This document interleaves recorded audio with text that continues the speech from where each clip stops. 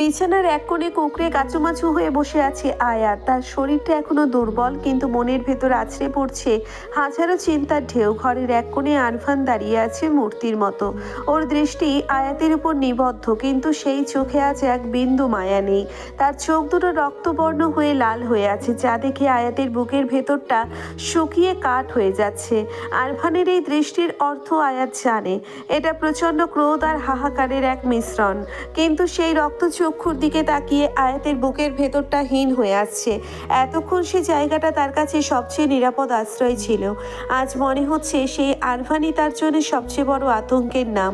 Doctor হাসি মুখে খুশির খবরটা নিয়ে প্রেসক্রিপশন লেখা শেষ করে একবার ফারহানের দিকে বিরক্তি ভরা চোখে তাকালেন।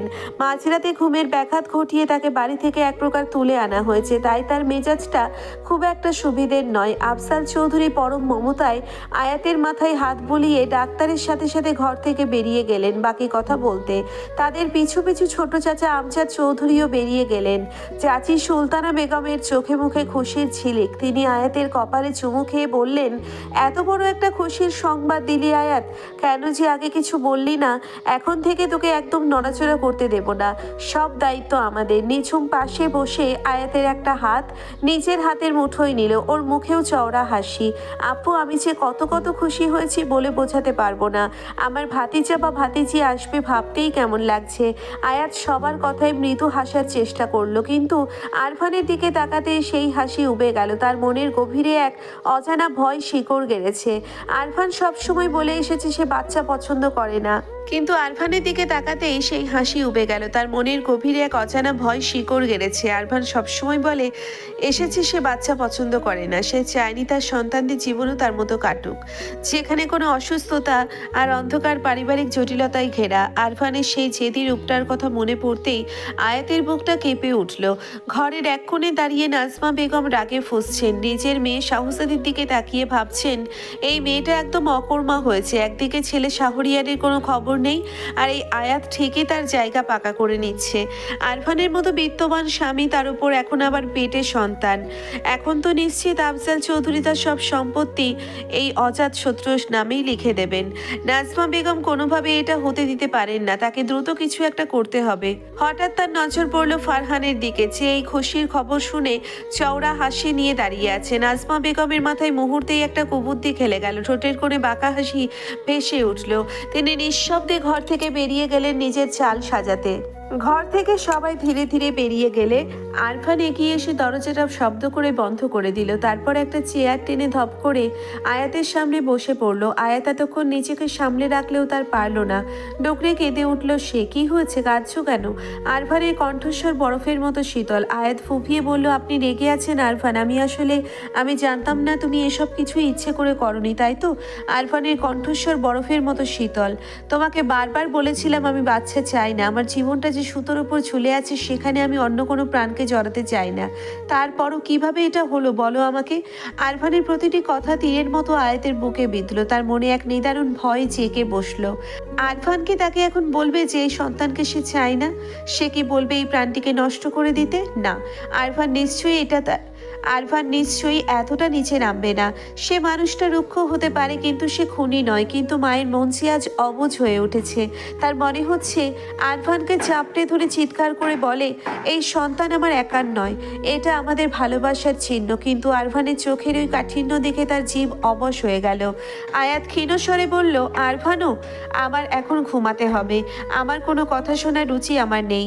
তোমার কোনো কথা শোনার রুচি আমার নেই। আরফান সপাটে উত্তর দিয়ে পাশ ফিরে শুয়ে পড়ল। আয়াত বিছানায় স্তব্ধ হয়ে বসে রইল। আরফান আজ তাকে জড়িয়ে ধরে শুলো না। প্রতিদিনের মতো আরফানের সে উষ্ণ আলিঙ্গন আজ নেই। আয়াতের বুকের ভেতরটা ব্যথায় ফেটে যাচ্ছে। সে জানে এই সন্তানটি তার বড় প্রয়োজন ছিল। আরফান এখন একে অস্বীকার করলেও একদিন এই ছোট্ট প্রাণীর মায়ায় সে ঠিকই বাধা পড়বে। তখন সে মরতে নয় বরং তাদের দুজনের জন্য বাঁচতে চাইবে। আয়াত চোখের জল মুছে নিয়ে আরভানের পিঠের দিকে তাকিয়ে রইল কিছুক্ষণ, তারপর একরাশ অভিমান আর কষ্ট নিয়ে সেও অন্য পাশে ফিরে শুয়ে পড়ল। ঘরের নীরবতা যেন আস্তে দুজনের মাঝে এক দুর্ভেদ্য দেওয়াল তুলে দিয়েছে। শরীরটা বড্ড ক্লান্ত, তাই তাড়াতাড়ি ঘুমের অতলে হারিয়ে গেল। ঘরের মাঝে এক পিনপতন উত্তেজনা, তবে সেই উত্তেজনার কোনো শব্দ নেই, আছে শুধু একজোড়া অস্থির পায়ে পায়চারি। আনোয়ার চৌধুরী ঘরের এক প্রান্ত থেকে অন্য প্রান্তে পায়চারি করছেন। তার কপালে চিন্তার ভাঁজগুলো ক্রমশ গভীর হচ্ছে। পাশে নাজমা বেগম পানের বাটা হাতে নিয়ে আয়েশ করে পান চিবাচ্ছেন, কিন্তু তার চোখে মুখে পৈশাচিক এক তৃপ্তি। একগাল পান মুখে পুরে তিনি চিবোতে শুরু করলেন। রাগে আর ক্ষোভে তার মুখ থমথমে হয়ে আছে। আনোয়ার চৌধুরী তীক্ষ্ণ স্বরে ফেটে পড়লেন, সব তোমার ওই গুণধর ছেলের জন্য হয়েছে। বলেছিলাম কয়েকটা মাস অন্য সব মেয়েদের থেকে দূরে থেকে আয়াতের সামনে ভালো ছেলে সেজে ওকে পটিয়ে রাখতে, কিন্তু সে তা করলো না। উল্টে আয়াতের সামনে গিয়ে জবরদস্তি শুরু করলো। ওইসব না করলে এতদিনে বিয়েটা হয়ে যেত, তাহলে আয়াতের পৈতৃক সম্পত্তি আমাদের হাতের মুঠোয় থাকতো, সাথে এই চৌধুরী বাড়ির ভাগ তো ছিলই। এখন সব ছাই হলো, আর ওদিকে তোমার গুণধর ছেলের দেখাই নেই। নাজমা বেগম পানির রস গিলে বিরক্ত মুখে বললেন, আমার ছেলে তো ওই মেয়ের জন্য অস্ট্রেলিয়া গিয়েছিল, তার অপরাধটা কোথায়? আমার ছেলেটা এখন কোথায় আছে কে জানে। যার জন্য বিদেশ পাড়ি দিল সেই দেশে এসে বসে আছে। অপরাধ নয় তো কি? যখন আয়াতকে বশ করার কথা ছিল তখন তো তোমার ছেলে কিছুই করতে পারেনি, শুধু গায়ের জোর খাটিয়ে সব পণ্ড করেছে। নাজমা বেগম এবার পান রেখে সোজা হয়ে বসলেন। এখন তাহলে কি করব? আপা যদি সত্যিই সব সম্পত্তি লিখে দেয়, এমনিতেই তার আদরের নাত বউ আয়াতের উপর বড্ড মায়া, তার উপর আরভানও তার প্রিয়। এখন এই নতুন অতিথির আগমনে চৌধুরী বাড়ির কানাকড়িও কি আমাদের শাহজাদি আর শাহরিয়ারের কপালে জুটবে বলে মনে হয়? ছোট ভাইজান তো এসব নিয়ে মাথা ঘামাবে না, ও তো নিজের জগতেই ব্যস্ত। সেটাই তো ভাবছি কি করব, এখন কিছুই মাথায় আসছে না।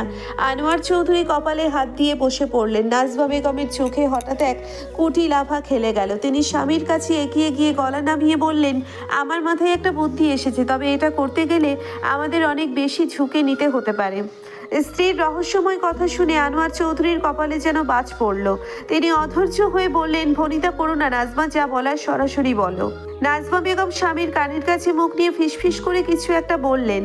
কথাগুলো শুনে আনোয়ার চৌধুরীর চোখ মুখ মুহূর্তেই উজ্জ্বল হয়ে উঠল। এক পৈশাচিক তৃপ্তিতে তার ঠোঁটের কোণে হাসি ফুটে উঠল। তিনি নিচু স্বরে বললেন, বুদ্ধিটা মন্দ নয় নাজমা, যদি কাজটা নিখুঁতভাবে করা যায় তবে এক ঢিলে দুই পাখি মরবে। আরভান ছাড়ুন আমাকে, আমি যাবো না, কিছুতেই না।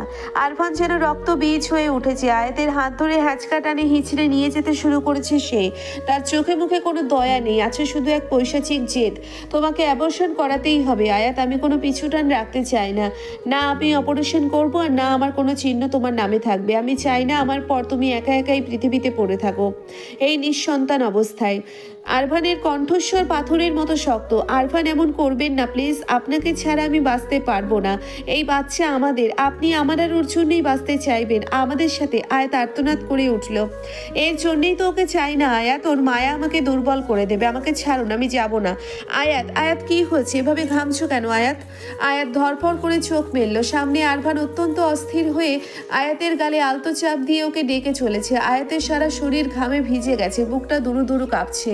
দুঃস্বপ্ন, এক বিভীষিকাময় দুঃস্বপ্ন ওকে আচ্ছন্ন করে ফেলেছিল। আয়াত আর নিজেকে ধরে রাখতে পারল না। আরভানকে এক ধাক্কায় সরিয়ে দিল সে। আমাকে ছোবেন না, আমি কোথাও যাব না। আপনি বড্ড স্বার্থপর আরভান, আপনি আমার বাচ্চাকে আমার থেকে ছিনিয়ে নিতে চান। আমাদের ভালোবাসার কোনো প্রয়োজন নেই আপনার কাছে, আপনি আমাদের ছেড়ে চলে যেতে চান, তবে চলে যান। আরভান থমকে গেল। আয়াতের এমন উন্মাদের মতো আচরণে সে বিচলিত। কি বলছো এসব তুমি? স্বপ্ন দেখেছো বুঝি? কি দেখেছো? আয়াত আরভানের প্রশ্নের উত্তর না দিয়ে ডুকরে কেঁদে উঠল। তারপর হিতাহিত জ্ঞানশূন্য হয়ে আরভানকে শক্ত করে জড়িয়ে ধরল। কান্নার তোড়ে ওর শরীরটা কাঁপছে। কিছুক্ষণ পর কিছুটা শান্ত হলে আয়াত ধরা গলায় বলল, আরভান প্লিজ আমাকে অ্যাবর্শন করাতে বলবেন না। আপনি ছাড়া আমার কেউ নেই আরভান, আমিও মা হতে চাই, আপনার বাচ্চার মা হতে চাই। ওকে কেড়ে নেবেন না আমার থেকে। আরভান আয়াতের মুখটা নিজের হাতের আজলায় তুলে নিল। সে বেশ বুঝতে পারছে ঘুমের ঘোরে আয়াতকে দেখেছে। আরভানের চোখের দৃষ্টি নরম হয়ে এলো। তুমি এসব কি বলছো আয়াত? আমি কি কখনো তোমাকে এমন জঘন্য কথা বলতে পারি? আমি কি অতটা নিচে নামতে পারি? আয়াত ঝাপসা চোখে আরভানের দিকে তাকিয়ে বল, আপনি বলবেন আমি জানি আপনি আমায় ছেড়ে একা চলে যাওয়ার জন্য, আমাকে নিঃস্ব করার জন্য এমনটাই করবেন যাতে আমি শান্তিতে থাকতে না পারি। আরভান আয়াতকে আরো শক্ত করে বুকের সাথে মিশিয়ে নিল। এক গভীর মমতায় জড়িয়ে ধরে বলল, আমি তোমাকে কখনো একা ফেলে কোথাও যাব না আয়াত। আর তুমি ভাবলে কি করে যে আমি তোমাকে অ্যাবর্শন করতে বলবো? ও আমার অংশ, আমি আমার নিজের অংশকে কিভাবে শেষ করে দেব বলতে পারো? তখন এমন অপ্রত্যাশিত খবরটাতে ঠিক কেন অনুভূতি হওয়া উচিত ছিল আমি ঠিক বুঝে উঠতে পারিনি, তাই ওভাবে রিয়াক্ট করে ফেলেছিলাম। সরি আয়াত। আয়াত অবিশ্বাস্য চোখে আরভানের দিকে তাকালো। আরভানের চোখের কোণেও তখন চিকচিক করছে জল। সে নিচু হয়ে আয়াতের পেটে আলতো করে হাত রাখলো, পরম আবেশে চোখ বুজে বলল, আমি আমার জীবনে যা পাইনি আয়াত, আমি ওকে তার সবটুকু দেব। তোমাদের দুজনকে সবসময় আগলে রাখবো। ওকে একটা সুন্দর সুখী জীবন আর পরিবার দেব, বাবার ভালোবাসা দেব। আমি ওর জন্য পৃথিবীর শ্রেষ্ঠ বাবা হব আয়াত। আমি আমার বাবার মতো কখনো হব না। আয়াতের বুক থেকে এক বিশাল পাথরের ভার নেমে এলো। সে দুই হাতে আরভানের পুরো মুখটা আগলে ধরে অজস্র চুমু খেলো।